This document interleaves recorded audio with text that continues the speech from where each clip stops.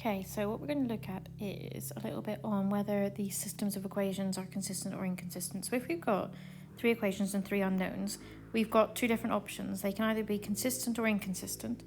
And the system of linear equations is consistent if there's at least one set of values that satisfy all the equations, and otherwise it's inconsistent. So because it's three unknowns, x, y, and z, you can imagine this as a plane on a three-dimensional graph rather than a line. When you just had x and y, we imagined them as two lines and found the point where they crossed. So when we imagine the planes, we have to find the point where the planes all cross. So the first option, and that's one we looked at in the previous example here, is that all of the planes meet at just one point. And if that's the case, then the system of equations is consistent and it just has one solution.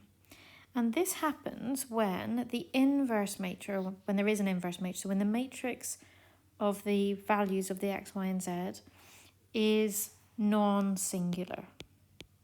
So it does have an inverse. So if the matrix is non-singular, we can use that inverse matrix like we did in the last one and find the one unique solution. If the matrix is singular, so if the determinant is 0, then we've got two options. So one option is that the planes all form this type of sheaf, it's called, and they meet along this line. So they all meet along that point. So there are infinitely many solutions to this equation. So we have lots and lots of solutions to the equation. It will always meet along that point. The other option is that the planes form a prism. So these two meet here, these two meet here, these two meet here. But there is no point where all three meet. So there's no solutions. We say this equation is inconsistent in that case. Okay, the other option is that you've got some parallel planes in your equations. And the way of telling this is that if one row of the corresponding matrix of your equations is a linear multiple of another, then those two rows will be parallel planes. So if, for example, you had a matrix that was something like 1, 5, 7, 3, 8, 2, 2, 10, 14, hopefully it should be pretty obvious that this plane and this plane will be parallel to each other. Now, if we've got planes that are parallel to each other, then we have this where they're inconsistent and it has no solutions. If all three equations represent the same plane, so what we mean by that is if all of your equations are basically the same, so if you had something like x plus y plus z equals 3 and 2x plus 2y plus 2z equals 6 and 4x plus 4y plus 4z equals 12. Those three equations all represent exactly the same plane, don't they? So in that case, it is consistent, it has infinitely many solutions because they're all the same equation. Any value will work for each of those. You have an infinite amount of values that you could use. Okay, let's look at this for an example then. So we've got these three equations, 3x minus y minus 6z, x plus 3y plus 3z, minus 3x minus y plus 3z. You can see straight away that none of them are parallel. So we must have either the sheaf or the prism, or we could have the one point, the consistent point. So we've got one of those first three options, haven't we?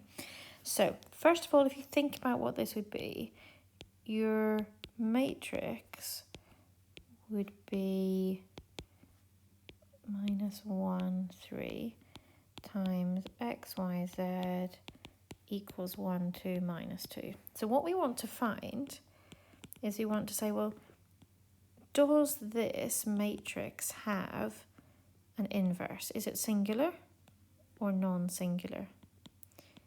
So first of all, I'm going to find the determinant of this matrix. So I'm going to find this. And if I find that, I'm going to get, you can check on your calculator, but it's going to come out as 0.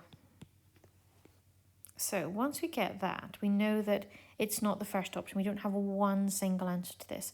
So either we've got infinitely many solutions or no solutions. It's either in that sheaf or it's in the prism.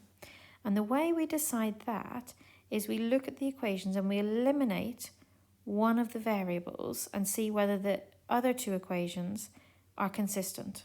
So if we have some sort of consistency with the other two, then we know that we've got that sheaf, the equations are consistent. So if we look at the equations we've got, let me number them up here, 1, 2, and 3. And let me do equation 1, which is 3x minus y minus 6z equals 1. And I'll do 2 times equation 2, which is 2x plus 6y plus 6z equals 2. And I'm going to add those together. So 1 plus 2 times equation 2 gives me 5x plus 5y equals 3. Oh, sorry, no it doesn't. I made a mistake, didn't I? That's not a 2. That should be 4 equals 5. Then if I do equation 2, which is x plus 3y plus 3z, there, plus 3z equals 2, and I take away that equation, I'm going to get 4x plus 4y equals 4.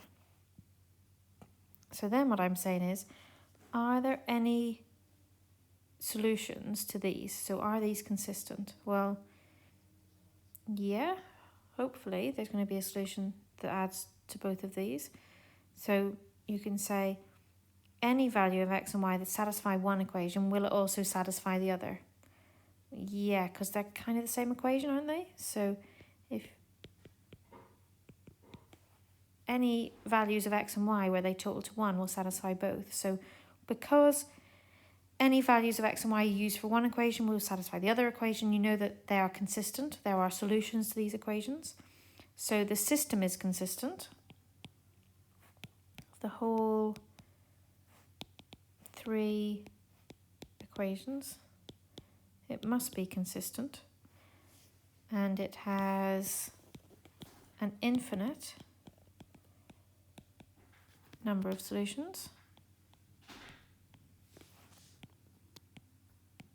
And going back to the first bit, for this one, the planes meet in a sheaf format, the first option that we had. Okay, last example then. Let's have a look at these 3 equations. So again, what we're going to do is we're going to find the determinant of that matrix, minus 6, 3, 3, minus 3, minus 1, 3. And if you find that determinant, it comes out as 0 again. So we know that we don't have the first option, not one solution. So we have a look and see whether we have multiple solutions or whether we have no solutions. So if I call these equations equation 1, 2, and 3, if I do equation 1 plus equation 3, I'm going to get 5y minus 3z equals minus 8. And if I do 2 times equation 1 plus equation 2, should eliminate x from that one, I get 15y minus 9z equals minus 10. So we've got our 2 equations in y and z. Now, if you think about this one, if I were to multiply this equation by 3, so if I times that by 3, I'm going to get 15y minus 9z equals, and that's going to be minus 24, isn't it? So there are no values that will satisfy both of these simultaneous equations at the same time, is there? So, or you could say these two are parallel lines, so there's not going to be any crossing points. So there are no solutions to this. So these 2 equations are inconsistent. They don't have any solutions. So because they're inconsistent, we can say that this time the system, the whole system of equations, all three, is inconsistent.